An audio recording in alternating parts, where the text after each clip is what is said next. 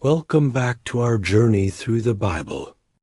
Have you ever heard someone call your name, only to look around and find no one there? It's a strange feeling, right?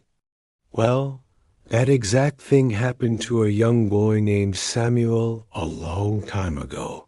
But what he discovered that night changed his life and the course of a nation forever. Tonight, let's step back into ancient Israel, to a time when the voice of God was rare and people were desperate to hear from him. This is the story of how God called a young boy to become one of Israel's greatest prophets. It's a story about listening, about obedience, and about being ready when God speaks. Our story takes place in the tabernacle at Shiloh.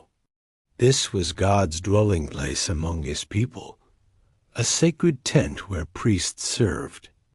But during this time, things had gone terribly wrong.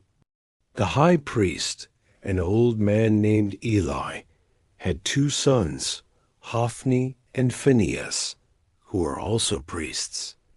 But they were corrupt. They disrespected God and their sacred duties, and Eli, their father, didn't stop them.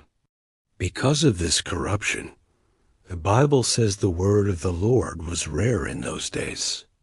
It was a spiritually dark time for Israel. But in the middle of this darkness, there was a glimmer of hope. A young boy named Samuel.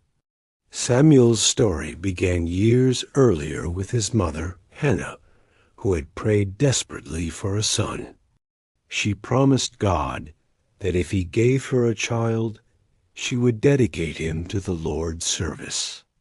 God answered her prayer, and when Samuel was old enough, Hannah brought him to the tabernacle to serve under Eli. So this young boy grew up in the house of God, faithful in his duties, learning and serving. But he had never heard directly from God. He didn't yet know the Lord in that personal, intimate way. That was about to change.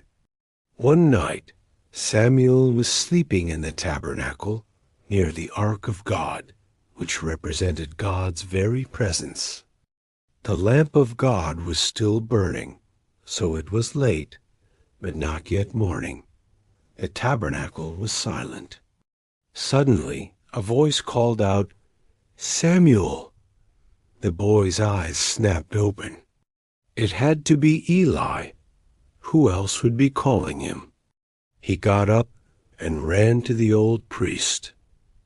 "Here I am," he said. "You called me."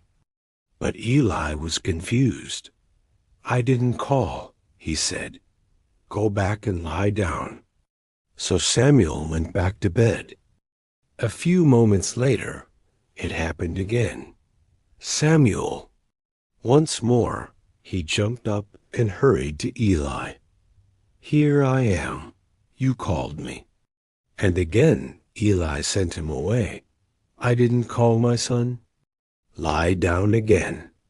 The Bible makes a point here to tell us that Samuel did not yet know the Lord, because the word of the Lord had not yet been revealed to him. He simply didn't recognize God's voice. A third time, the voice called out, "Samuel." And a third time, the boy went to Eli. "Here I am, for you called me." And in that moment, Eli understood. The old priest, for all his faults, still had enough spiritual wisdom to realize what was happening. The Lord was calling the boy. God wasn't speaking to him, the high priest. He wasn't speaking to his corrupt sons. He was speaking to this young, faithful boy. So Eli told Samuel, "Go lie down. And if he calls you, you shall say, 'Speak, Lord, for your servant is listening.'" What powerful instructions! Eli taught Samuel three things. Acknowledge who is speaking. Speak, Lord. Acknowledge your position, your servant, and be ready to listen with intent to obey. So Samuel went back and lay down. His heart must have been pounding. And then the voice came again, clear as day.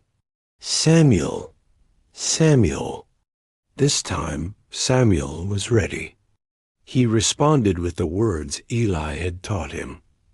Speak, for your servant is listening. These words represent a complete openness to God, a willingness to hear whatever he has to say. And God spoke. But the message he gave Samuel wasn't an easy one. He told the young boy that a severe judgment was coming upon Eli's family because of his son's wickedness and his failure to stop them. Imagine being a young boy and receiving such a heavy message from God himself.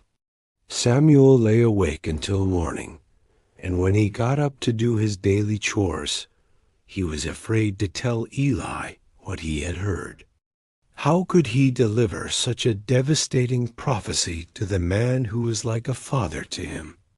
But Eli called for him and said, "What was it that he told you? Please do not hide it from me." Eli knew he needed to hear the truth, no matter how painful. So Samuel told him everything. He delivered God's message faithfully.